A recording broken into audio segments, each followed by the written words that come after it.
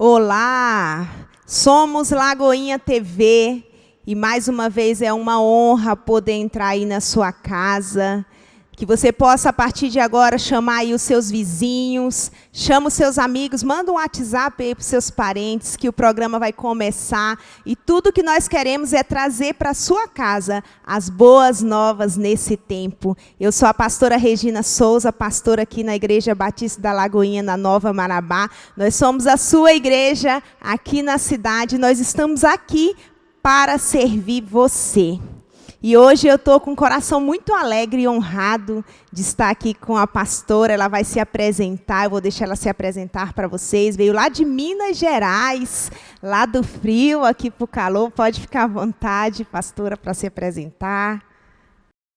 É uma alegria muito grande poder participar aqui desse programa e junto com a pastora Regina poder entrar na sua casa e ter esse tempo totalmente abençoado pelo Senhor. Eu sou a pastora Silvia Lima Santos, eu vim lá de Belo Horizonte, né?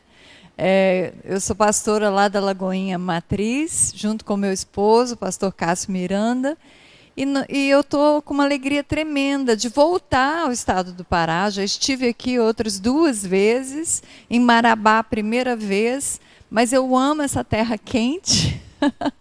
Eu amo essa terra quente e eu sei que Deus ama muito mais que eu, e Deus tem planos maravilhosos para uma terra tão linda, com um povo tão querido como o povo aqui do Pará. Amém. Então a gente vai bater um bate-papo sobre a história da igreja, viu, pastora? Mas antes, né? Fala pra gente aí quantos anos você tem de ministério, ensinando, pastoreando, né? Pois é, eu vou entregar a minha idade aqui, né, gente? Mas eu e meu esposo, nós já temos quase 40 anos já de ministério e de ensino da palavra, ensino teológico, né? Nós somos professores de formação, tanto nas redes particular e municipal e estadual e federal também, né? A gente já teve experiência em docência, assim, em vários lugares e formas diferentes, dando aula pelo Brasil todo e agora também no exterior. Deus nos tem dado essa honra de trabalharmos com educação, com formação e também trabalharmos com educação teológica, que é tão necessária, né? Antes da gente falar um pouquinho da história da igreja, a pastora Sara falou uma coisa interessante, né, sobre a educação, sobre o conhecimento. A gente poderia começar com isso, né? A pessoa, ela vira cristã, ela aceita Jesus. E qual é a importância do conhecimento, né? Qual a importância da educação cristã dentro da igreja, se a gente fosse falar assim? O que você poderia contribuir com isso? Porque às vezes as pessoas veem aquele versículo, crescer na graça e no conhecimento de Deus, mas não tem dimensão do que isso quer dizer, né? Porque a gente vê hoje igrejas cheias, mas não de pessoas que vão ali desejosas para buscar entender o que é a face de Deus, quem é Jesus, quem é o Espírito Santo. Mas nós, muitas vezes, vemos a igreja cheia de pedintes, né? Eu tenho que ir para Jesus porque a minha vida vai mudar. Eu tenho que ir para Jesus porque eu quero aquela bênção. Eu tenho que ir para Jesus porque eu quero aquele milagre. E aí a gente vê, ao mesmo tempo que a igreja enche, a pessoa recebe o seu milagre e depois esvazia a igreja. E vive assim, um pedinte, né? E não foi esse evangelho que o nosso Jesus deixou. Não. É muito triste a gente pensar que o ser humano ele tem uma potencialidade gigantesca e que ele usa só o mínimo, né, daquilo que ele já recebeu do Senhor. Porque o Senhor, quando ele criou a raça humana, o que nos torna diferente dos animais é a nossa capacidade de razão, de raciocínio, de pensamento. Somos criados como seres racionais. Então nós temos em nós uma potencialidade que foi dada por Deus, que faz com que nós possamos entender sobre todas as coisas. Nós temos um conhecimento infinito acerca de todos os assuntos. E esse crescimento da nossa razão, do nosso intelecto, do nosso entendimento, ele só nos aproxima de Deus, porque Deus, ele é o conhecimento, ele é a razão, ele é a inteligência, ele é a ciência, ele é todas as coisas. E quanto mais a gente cresce, mais a gente consegue dimensionar Deus em sua soberania, em sua onipotência, o quanto ele é grande, o quanto ele é atemporal, o quanto ele é poderoso. Mas a gente só pode fazer parte desse exercício se nós estivermos dispostos a desenvolver essa potencialidade que ele nos deu, que se chama raciocínio, que se chama intelecto, entendimento. É algo que o Senhor, lá no Velho Testamento, pastor, ele sempre falava com a nação de Israel: Israel, vinde e arrazoemos. Esse vinde e arrazoemos, ele queria dizer o seguinte: Israel, vem, vamos pensar junto, vamos usar a razão junto, vamos refletir juntos. E aí ele chama a nação de Israel para olhar para a sua história e extrair da sua história uma compreensão daquilo que Deus é e daquilo que Deus queria fazer. Então, nós precisamos estar dispostos, nós precisamos nos esforçar para crescer em conhecimento, para crescer nessa razão, nesse intelecto. O exemplo do apóstolo Paulo, né, que era doutor em todas as coisas, e mesmo sendo doutor em todas as coisas, ele era um homem totalmente rendido ao Senhor. Então, a igreja precisa compreender o quanto é necessário crescer também intelectualmente.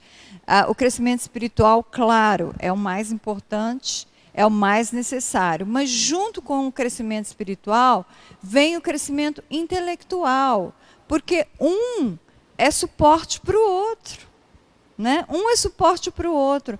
Então, tem algum momento em que crescer só espiritualmente vai limitar você, porque muitas vezes você fica ali orando, falando: Deus me usa, Deus me usa, Deus me usa. Mas Deus olha para você e fala: filho, você não está pronto. Como é que eu vou te usar? Né? Desenvolva as suas potencialidades e aí então vou poder te usar. E interessante, pastora, que assim, até para o crescimento espiritual, muitas vezes a pessoa está limitada porque não tem como você crescer espiritualmente se você não tiver conhecimento. Porque você quer crescer espiritualmente em quê? Nem você sabe o que é o espiritual. Exatamente. Porque às vezes não está ali, né, na dimensão da palavra. Para você tentar saber pelo menos que tipo de crescimento espiritual você está precisando. Você precisa ter até esse conhecimento. Com certeza. A gente precisa se conhecer, ter o autoconhecimento, saber quem eu sou, né? Entender qual o propósito de Deus para mim, na minha família, na minha realidade, porque Deus vai trabalhar na sua vida a partir daquilo que você é. Não adianta você ficar olhando para o outro e querer que Deus faça na sua vida o que Deus está fazendo na vida do outro. O outro é o outro. Nós temos que primeiro ter esse autoconhecimento. Quem eu sou? Qual é a minha família? Qual é a minha origem? Quais são as minhas potencialidades e as minhas limitações? E a partir disso, onde eu posso chegar? Né? Com a minha família, com o meu trabalho, com a minha vida espiritual, onde o Senhor quer me levar. Mas para isso tem que ter um conhecimento integral, né, pastora? Um conhecimento integral não é só conhecimento bíblico, não. E até mesmo o conhecimento bíblico depende de um conhecimento intelectual, porque a Bíblia ela foi dada para todos nós, a Bíblia ela é atemporal.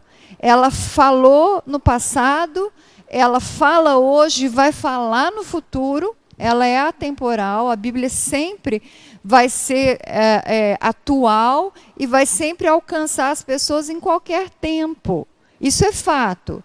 Mas a gente não pode descansar nisso e deixar de entender que a Bíblia foi escrita num contexto histórico, foi escrito por um tipo de gente que tinha um tipo de conhecimento, um tipo de vivência, de experiência, e que aquele tempo no qual a Bíblia foi escrito, ele nos esclarece muitas coisas em termos de conhecimento da própria Escritura.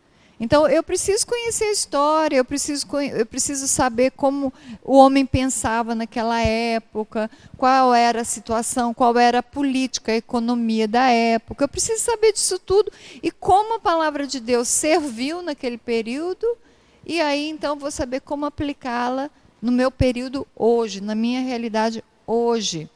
É um exercício que demanda, sim, um esforço, um empenho, um desejo. Não é uma coisa fácil, pastora. Meu marido é professor também, e meu marido ele gosta muito de trabalhar essas questões reflexivas.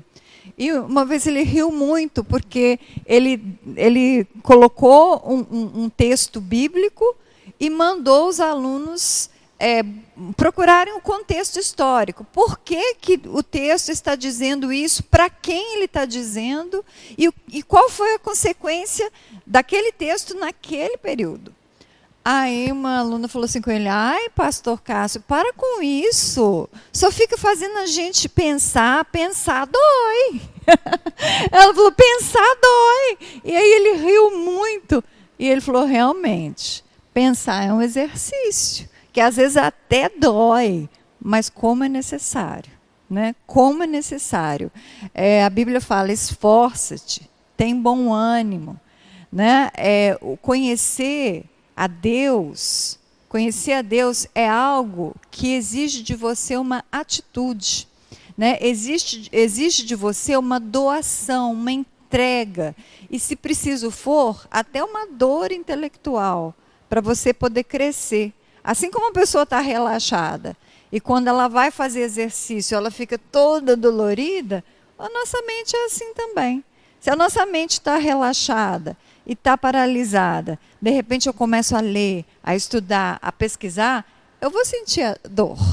E é natural, mas essa dor significa que você está crescendo, que você está se fortalecendo. E isso é extremamente importante, e Deus quer isso de cada filho dele. Deus não quer filho preguiçoso. Deus quer filho operante. A Bíblia fala sobre nós sermos operantes em todas as coisas, né? Então, vamos trabalhar para o Senhor, gente, inclusive com o nosso intelecto. E assim, a gente vê aí, por falta de conhecimento, os filhos não vivendo como filhos. E gente assim, com 40 anos dentro de uma igreja, servindo e entendendo que a vida toda viveu como mendigo e não como filho. Exatamente. Isso eu assim, louvo a Deus, aqui agora eu vou fazer uma propaganda, mas eu tenho que fazer porque é real. Eu louvo a Deus pelo Seminário Carisma, porque o seminário traz, né, entre todos os benefícios que o seminário traz, ele traz essa visão de você entender a sua identidade em Cristo. Quem você é em Cristo? Porque é isso, né, pastora? Se nós não entendermos de fato o que é ser filho de Deus, né, a gente fica mendigante, fica a vida inteira implorando para o Senhor coisas que já nos foram dadas, né? E a gente não desfruta desse relacionamento íntimo e maravilhoso de ser filho amado, de ser filho escolhido, filho abençoado, filho que o Pai jamais desamparará, né?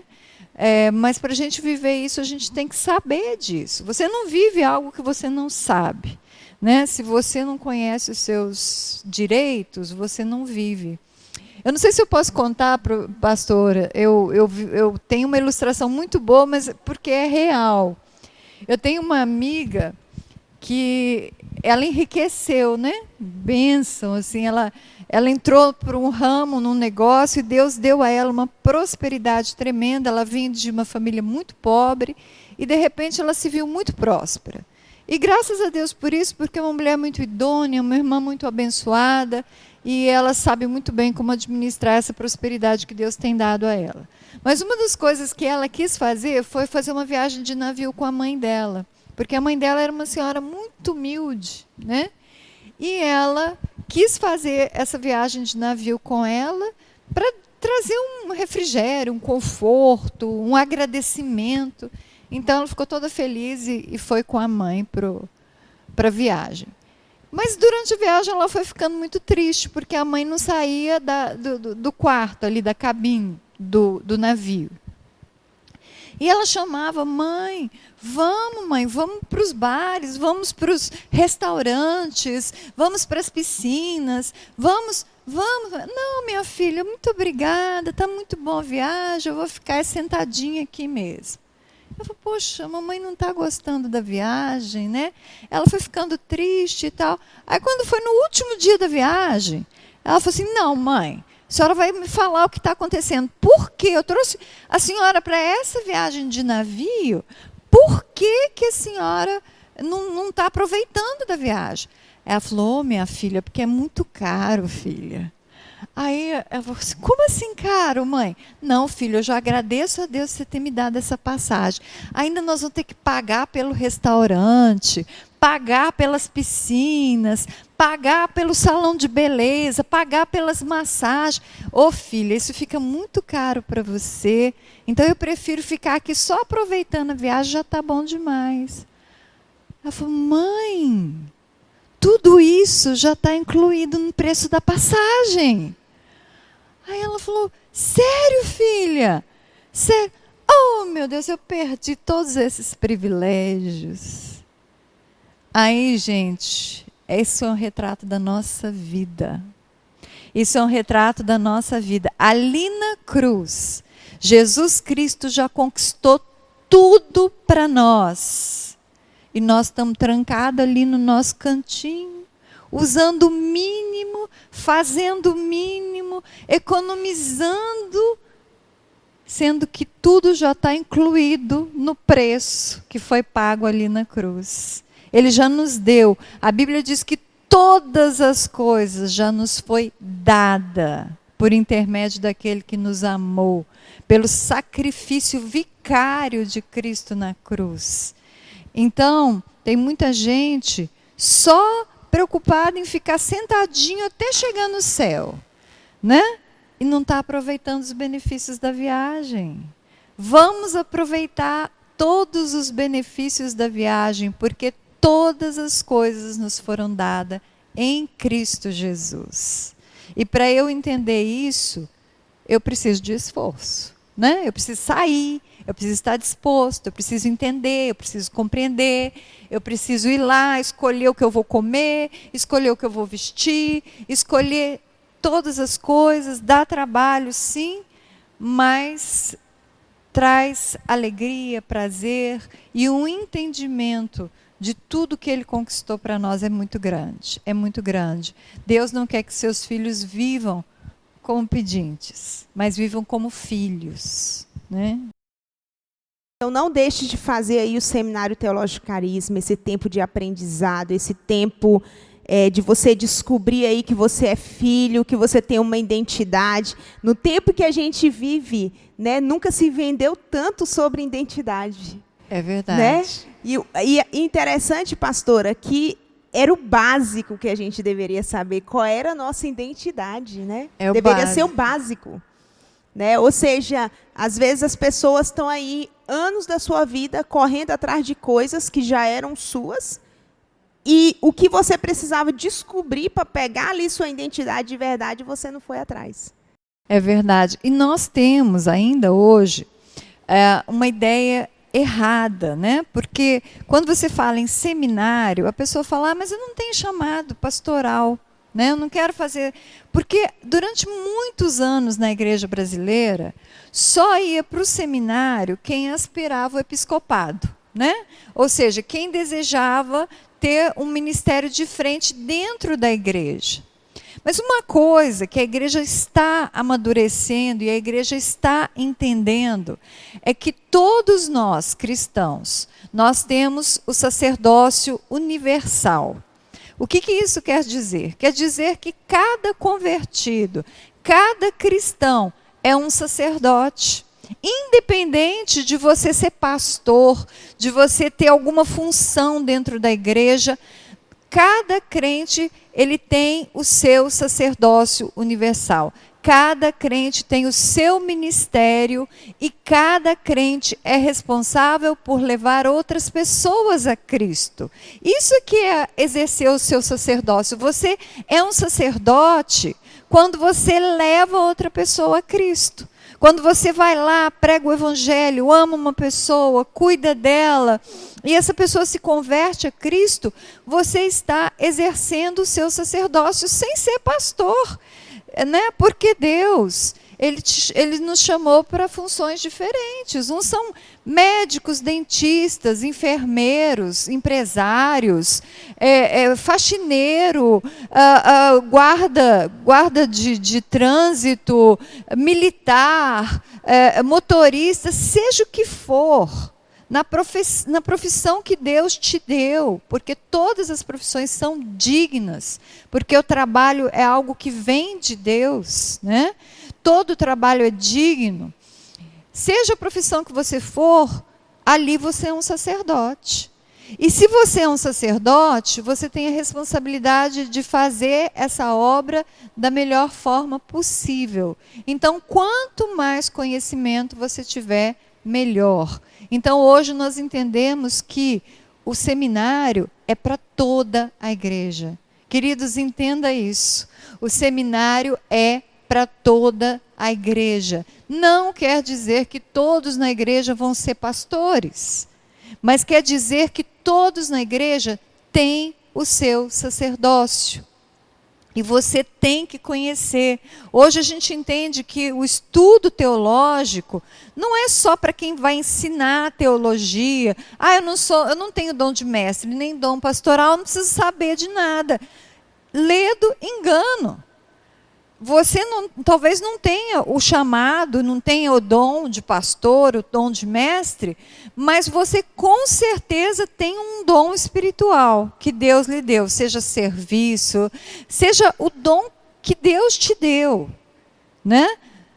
Você vai exercer esse dom com muito mais tranquilidade se você tiver conhecimento teológico, conhecimento doutrinário. Afinal de contas, conhecimento teológico é o conhecimento de Deus.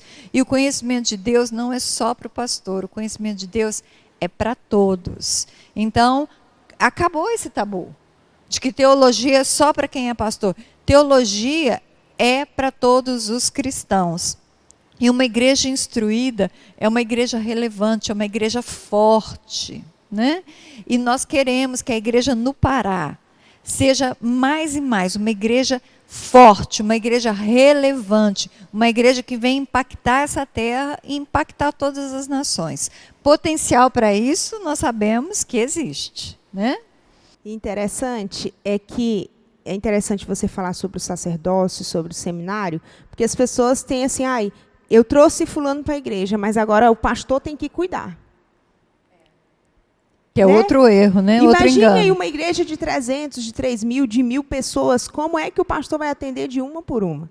Impossível. Né? Sendo que o seu sacerdócio universal, todo mundo tem que cuidar de almas. Você foi uma alma ganha para ganhar outra alma.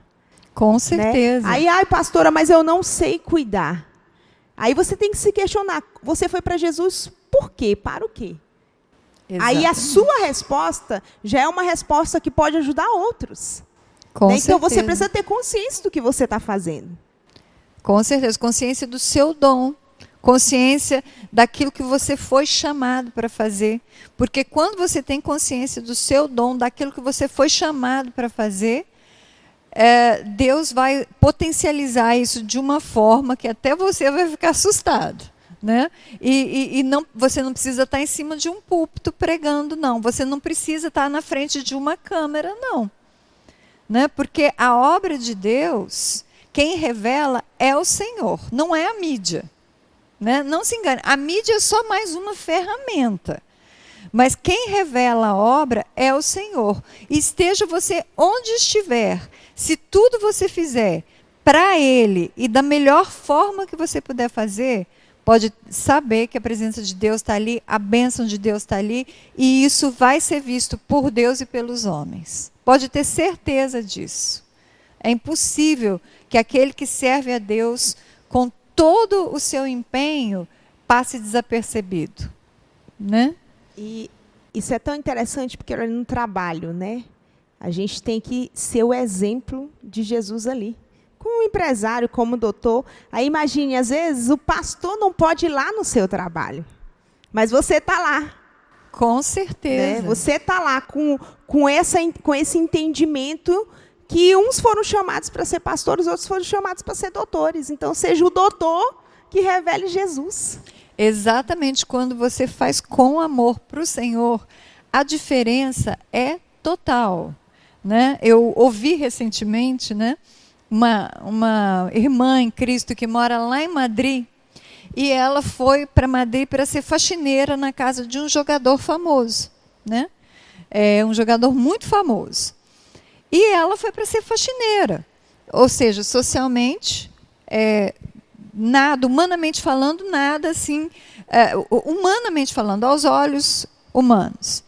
E ela falou, Senhor, se eu estou aqui como tua serva, eu vou fazer a sua luz brilhar aqui através do meu trabalho. E ela se empenhou em fazer as coisas de uma forma tão tremenda. E um detalhe muito pequeno, né? Assim, como Deus é tão tremendo que nas coisas pequenas Ele faz grandiosas. Um detalhe muito pequeno, ela contou que esse patrão dela, que é muito famoso, muito poderoso e tudo mais, um dia ele entrou na cozinha e ele cortou a melancia de uma forma que não era o usual. E aí ela falou assim, por amor a esse patrão, todas as vezes que eu servi melancia para ele, eu vou cortar da forma que ele cortou. Então, todas as vezes que ela cortava a melancia, ela levava para ele no corte que ele cortou, para glorificar a Deus. Um dia ela não foi, e ele recebeu a melancia cortada de outro jeito. E aí ele falou, quem é que corta a melancia daquele jeito? É fulana, no meio de todos os empregados. Pois traga essa mulher aqui. E ele colocou ela à frente de todos os outros, e ele falou, olha, tem algo diferente em você e eu quero saber o que é.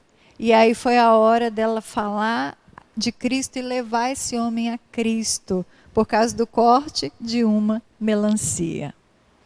Então, não despreze a obra que Deus pode fazer através de você, quando você coloca o seu coração alinhado ao coração de Deus, para amar as pessoas e levar as pessoas a Cristo através de coisas simples. Simples, porque esse é o modus operandi de Deus. Deus faz as coisas dessa forma. Deus usa os improváveis. Deus usa as coisas simples, as coisas loucas, para fazer uma obra grandiosa. E por isso nós temos que entender e temos que agradecer. Senhor, obrigada por quem eu sou. Obrigada pelo trabalho das minhas mãos, seja ele qual for. Obrigada, é lógico, desde que não seja um trabalho desonesto, né? Porque aí também não. Mas sendo um trabalho honesto, obrigada. E potencializa em ti, Senhor, por amor a ti e para expandir a sua obra aqui no lugar onde o Senhor me plantou. Abra os seus olhos, abra o seu entendimento, cresça a partir de onde você está, cresça.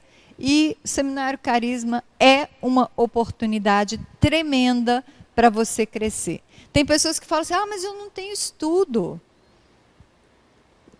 Eu conheci pessoas que não tinham estudo nenhum e que, pelo poder do Espírito Santo, tinham as melhores notas, se aplicaram, se esforçaram e saíram com louvor, né? Então, não tenha medo, porque, eu não tenho estudo, pois vai ser agora a oportunidade que você vai ter para crescer, inclusive intelectualmente, inclusive nos seus estudos. Se você é alguém que teve uma frustração nessa área, pois está na hora de ser curado. É isso aí. Então, a gente vai dar um intervalo rapidinho, mas fica aí que a gente já volta com muito assunto interessante.